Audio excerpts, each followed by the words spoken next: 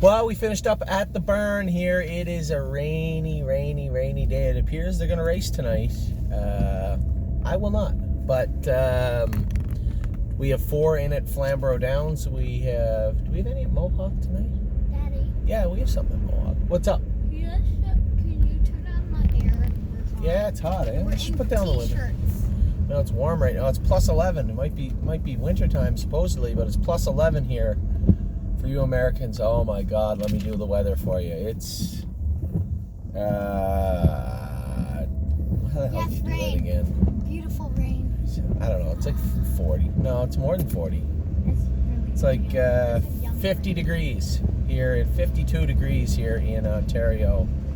54, something like that.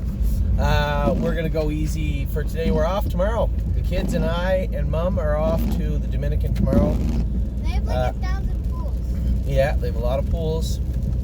They can speak on the English and Spanish. English and Spanish, Ollie said, are the preferred And languages. they have giant mochas. Giant mochas, Ava says. So, Mommy was like crazy when we watched it. I know. I've had heartburn the last couple of weeks, and I think it's the coffee. I hate coffee, but I drink some lattes, and I think it might be the coffee. I don't know, but espresso or whatever. So I'm gonna hang back off the lattes for a little while. You know what? Every week, this is the time of year when the top 10 lists are good, right? Every week, some horses drop off of it. The horse that was number 1, I believe, last week or the week before isn't on the list this week. Not because he trained bad, just because these 10 caught my eye. It's my eye. This is my list. This isn't Jason's list or Mario's list or James's list. This is my list. And I can happily give you the top 10 horses. And I kept it to 10 this week. I had like 24. And I'm like, all right, that's ridiculous. Daddy, I have a question. What's wrong, honey? Can I spend this gift card sometime? What is it? It's for Mastermind. I don't know. I guess so. You have to go there. Spend it today? That's I wanted to get another Pokemon card because Addie destroyed my other one. Well, Addie destroyed it probably because Pokemon, she knows, she's old enough to know now that Pokemon is ridiculous. No, she was playing with it this morning. I know. She probably knows that it's ridiculous and just destroyed it. That's what happened. So. Anyway, we have 10 horses that caught my eye. It seems like the top 1 and 2, it's going to take a pretty good mile to dethrone these 2. And I love some horses in the burn a lot. You guys know I always talk up One My Heart Hanover. So you know, not on the list this week, and train good. But it's going to take a lot to dethrone Eternity Road and War We Welcome. I think you're going to see them flip-flop as the year goes on, back and forth. And there are some horses that can reach up and dethrone them, but it's going to take a lot of work. It's going to take a lot of work. So Eternity Road won his training set this week. He just looks fast. And he made a break at the start, and I'm like, because James, I own none of Eternity Road, and James owns, I think, 10 or 11% or something in Page. And James always goes with Eternity Road. So he made a break, and I was watching him. He caught up easy. You know, he was getting a little warm, so James moved him over, let him trot over to the front. I came with One My Heart Hanover, and I get in a snowbank in the last turn a little bit down in the deeper stuff, and I made a break, but I wasn't beating him anyway. He was really good. Eternity Road was very good. War We Welcome was very good again. These are 2 very good horses. Very good horses. And War We Welcome's my horse. Is she? Yeah, we bought it together. That's right. You did bid on War We Welcome. War We Welcome is... And I bid on Momo and she won. She hasn't won in a couple of weeks, No, but she won a set. She did win a set, you're right. And I bid on her. You did bid on her, but she didn't make the top 10 this week either. But there's nothing... That's only because we have a lot of really good horses right now. And my horse? What about Who? First Glance did. You're ruining it. I'm not telling you. You're going to have to listen like everyone else. Eternity Road, number 1. War We Welcome, number 2. Now, a horse... I had this horse further down the list, and I made this list today, which is Saturday. So we trained on Wednesday, and I had told you there was a couple of horses that kind of got a little bee in my bonnet over the couple of horses, the way they were acting. And they went again on Thursday and worked hard. And I didn't have to really work them hard. They were both perfect. We had made some equipment adjustments. And whether it was they were tired from the day before, they were perfect on Thursday. And I'm going to drive Beef and Cheddar into number 3. Beef and Cheddar was a hot mess on Wednesday. He was acting so bad and ignorant, rude, and he trained well. He won his training set pretty easily, and clearly showed that he has a ton of speed. This is the half-brother to need your opinion by Better Than Cheddar.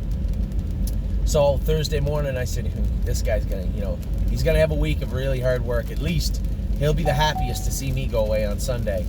And went out in the track. He was an angel. All we did was put an ear hood on him, take the poles off him, and left the Murphy blind on the outside. I let him rock for a quarter of a mile through the turn. It felt like a racehorse. And I just pulled him up, and what a difference. So between the sheer talent and speed he showed on Wednesday and his seemingly seismic shift of his attitude on Thursday morning, Beef and Cheddar is going to roll into number 3. Number 4 is a trotter that I'm keeping an eye on. This is a horse that he's one of the horses that could dethrone the top 2 at some point. Walk on the Moon. This is a very, very nice colt. He does everything right. And he's just got this matter-of-fact way about him. Just goes out and does his work, and just what you want to see. So Walk on the Moon, very, very impressive on Wednesday. He's number 4. First pacer on the list. Gray is the new red, and people do not give this horse enough respect. I've seen how good she has looked over the last month, what she's done, what she's accomplished. This filly doesn't wear a pole or a boot and can flat out pace. And again, has that kind of quiet way about her. But when she puts it on, when she puts it in gear, it's go time, and she looks like $1 million. Gray is the new red. We've never had a lot of luck with grays, and both our grays can fly so far this year. So Gray is the new red is number 5. Now, I'll be honest up front with everybody. I had a horse that, like Beef and Cheddar, but unlike Beef and Cheddar, I knew why he was acting up and why he made breaks. A trotter. I knew why he made breaks on Wednesday. I had made reference to it in the video, and I said, hey,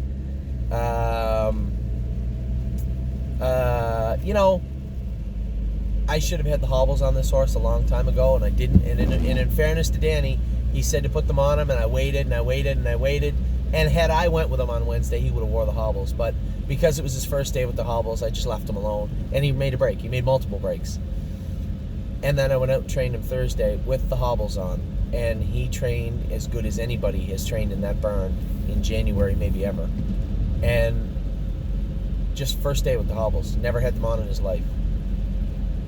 I did what was fair. I messaged the clients that already owned the horse and said, listen, just so you know, Northern Blizzard trained like a monster today.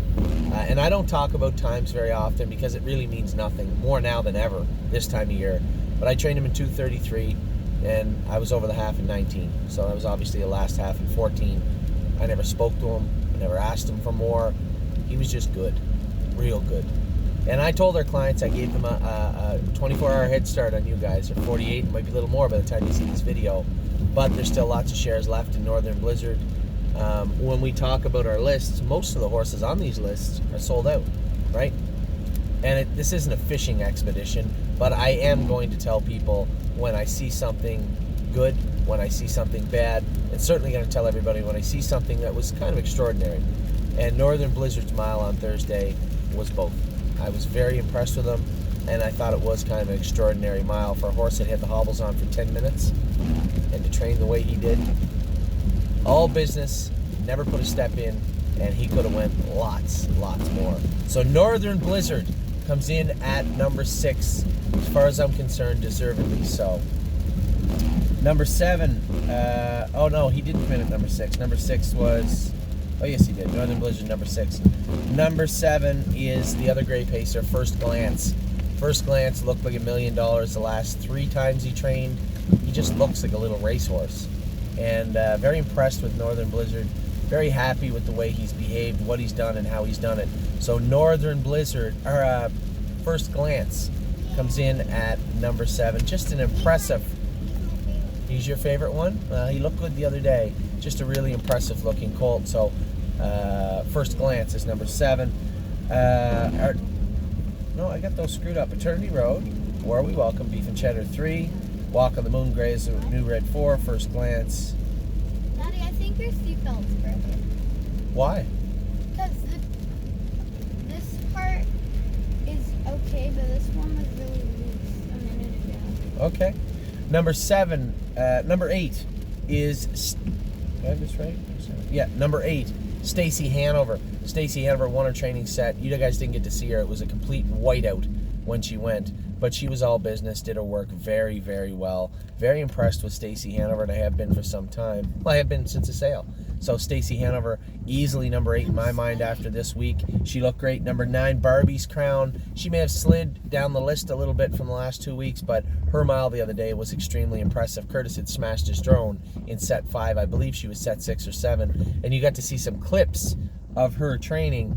The way she finished up her mile was pretty impressive. She looked a little rickety the first half, and that may have been from the work she did in the mud 3-4 days before. But as we went further on in the mile and then finishing up her mile, she was fantastic.